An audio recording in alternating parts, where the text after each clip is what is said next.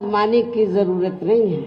और इस मामले में खासकर मैं दलितों, आदिवासियों व अन्य पिछड़े वर्गों के लोगों को ये भी बताना जरूरी समझती हूँ कि इन्हें परम पूज्य बाबा साहब डॉक्टर भीमराव अंबेडकर के कड़े संघर्ष एवं अथक प्रयासों से भारतीय संविधान के तहत मिले कानूनी अधिकारों में से खासकर सरकारी नौकरियों में जो आरक्षण की सुविधा मिली है, तो उसे भी यहाँ शुरू से ही इन वर्गों के प्रति हीन व जातिवादी मानसिकता रखने वाली सभी विरोधी पार्टियों की रही सरकारें प्रभावहीन बनाने में तथा इसे अब धीरे धीरे खत्म करने की भी पूरी कोशिश में लगी हुई हैं।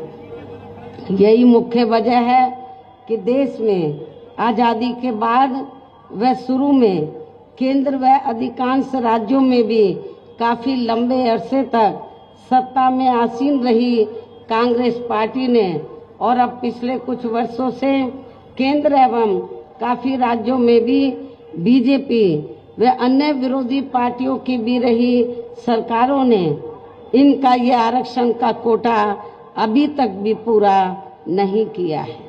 पदोन्नति में आरक्षण को तो इन्होंने मान्य कोर्ट की आड़ में काफी हद तक खत्म ही कर दिया है और इस मामले में लगभग यही खराब स्थिति हमें यहाँ आपके मध्य प्रदेश स्टेट में भी देखने के लिए मिल रही है।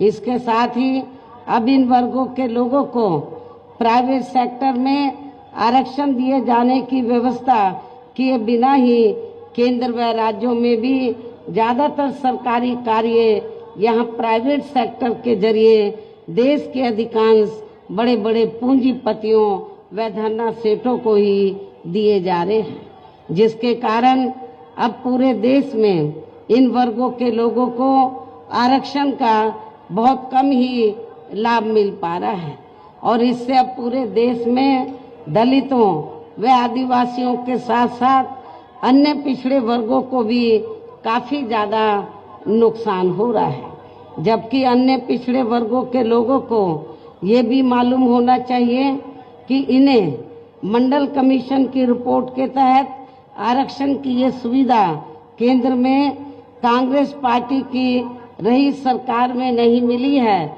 बल्कि बीएसपी के कड़े संघर्ष एवं अथक प्रयासों से ही केंद्र में रही श्री बीपी सिंह की सरकार में इन्हें ये सुविधा मिली है, जिसका अब यहाँ जातिवादी विरोधी पार्टियों की सरकारें इन्हें पूरा लाभ नहीं दे पा रही हैं।